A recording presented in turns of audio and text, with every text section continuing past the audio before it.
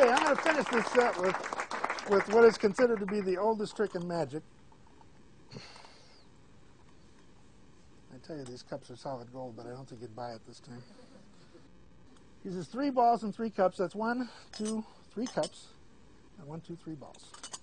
1, 2, 3 cups, and 1, 2, 3 balls. Do everything fair. I'm going to put 1 into there like that, no cheating. 1 into there like that, and 1 into there like that, no cheating. I'm going to show you some very simple magician's moves. I'm going to start by making this ball leave and join this one over here. Watch it, just like that. Takes a little touch, just like that, to put 2 over there, and then over there, just like that. Now, if I wanted the ball to go over here, what I have to do is reach through here and take it, drop it back in that cup. That leaves just 1 there. Take it out of this cup, drop it in there. That leaves 2 there, and it goes down there. I'm going to do it again, and this time I'm going to do a very unusual move. This is called the double touch. I put 1 into there like that, 1 into there like that, and 1 into there like that. Touch, touch, touch. That leaves none there, and all 3 right in the middle, just like that. Now, you know, I've studied this trick, and it's kind of confusing because there's so many objects. There's like 3 balls and 3 cups. That's 6 objects. And so I thought that's too confusing. That's too hard for people to follow. So I'm going to do it with just 2 cups and 2 balls and 1 hand. Cup, ball, brush, goes through just like that. I'll do it again. 1 hand. Cup, ball, brush. The ball leaves there and goes right through there. 1 more time. Cup, ball, brush, right through just like that. You know, people always ask me if the balls can go down, can they go up? Sure, just like this. A little tap to the bottom of the table, right up it comes, just like that. Leaving you with 1 there. You know what? 4 objects is a little tough. I mean, 2 balls, 2 cups, that's a little tough. So I'll do it with just 2. The ball and a cup. 1 ball and 1 cup. Okay? I'm going to ask you to help me this time. I want you to take your fingers and put them just like that. So you hold that cup down. But before you do, I'll let people see. Can you peek under there, Frank? Your ball under there? Put your fingers right on there. Don't let anything get in and out of there, okay? We're going to see what happens. Actually, it works. It's a trick cup. It's got a little secret bottom. See, if I just hit that bottom just right and let the ball fall right there, just like that. I'm going to do it one last time. This time, keep 1 eye on the cup, 1 eye on the ball, and 1 eye on the hand it goes into. And I'll do it slow motion. I put the ball in your hand. I blow. That's bad breath, but a good trick. Boom. And the ball goes right back there. Just like that. You know what? I thought more about this thing, and you know, it isn't a question of how many. It's a question of the size. So the next time I do this trick, I use the big ones. Thank you very much. Thank you very much. Thank you. Thank you.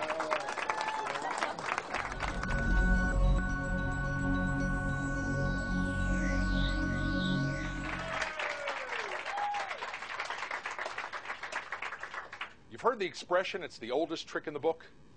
This one really is. It dates back to at least the ancient Egyptian civilization. There are hieroglyphics on the walls of the Great Pyramid at Cheops depicting Egyptian conjurers performing this very effect. Now, the Egyptians, they used clay pots and stones. This afternoon I'll be using these 3 engraved silver goblets and a small red ball. Now, the illusion is that of solid passing through solid in a simulacrum of real magic. Now,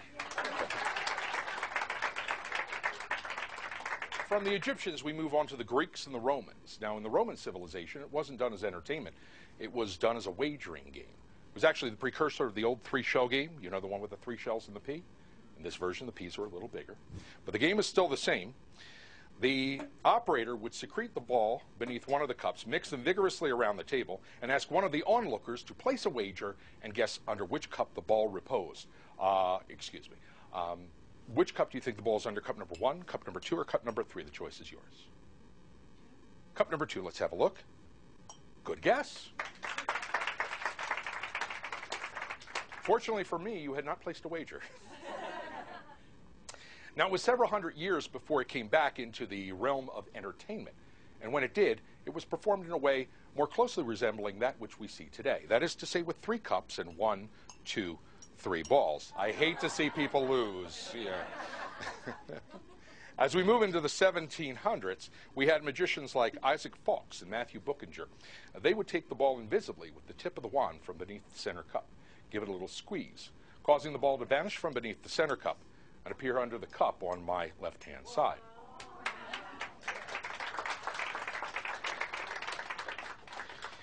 In the early 1800s, magicians like Bosker, Dobler, and Hofzinser, they would do in a similar fashion. That is to say, they'd remove it from the center cup, give it a squeeze, cause the ball to vanish from the center cup and appear here under the cup on my right. A small but important difference.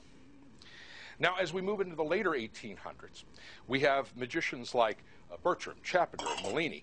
They took a page from the Egyptians. That is to say, they would stroke the cup with a wand, causing the ball to penetrate through the cup and join the other two beneath.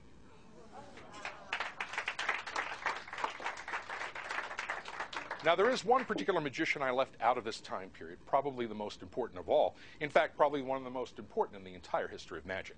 I speak of Jean-Eugène Robert Houdin. He was the father of modern conjuring.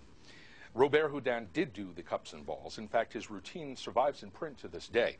With your kind indulgence, I'd like to perform some passages of his cups and balls routine. It has been asserted by many, not the least of which the celebrated Erasmus of Rotterdam, that any material object can only appear in one place at any given moment. I maintain, on the contrary, that any material object can be in several places simultaneously and may in fact be nowhere at all. I shall make use of the certain pieces of apparatus called cups or goblets for this important correction of the human intellect. These objects, like all with which the universe has furnished, have names. The first is Branca Ferra, the iron fist. The second, or to quote the eloquent Cicero, the one in the middle, that is passapartutto, passes through all obstacles. The third or last, or for your better comprehension, the first from this end, that is più presto che il vento, swifter than the wind. Ladies and gentlemen, the cups and balls of Robert Houdin.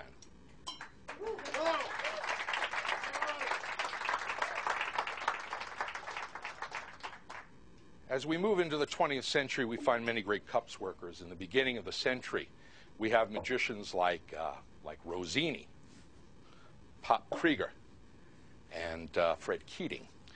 In the latter part of the century, we have magicians like Luxor Galli, the incredible Fred Capps, and Michael Amar.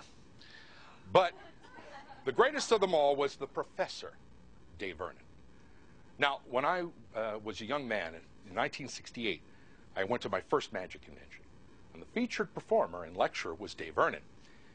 A 14-year-old boy can scarcely appreciate the genius that Vernon was, but I had the good fortune to see him perform and lecture many times over the ensuing years, and I got to spend time with him personally, talking with him, learning from him.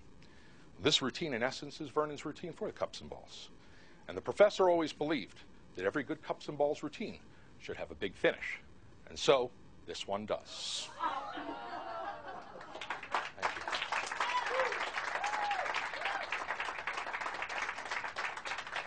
Well, there you have it, in about 4.5 minutes, the entire history of magic. But I think we have a little more time that we can spend together, so let's go back. Back to the beginning, when we can more closely examine the history and mystery of the art of magic.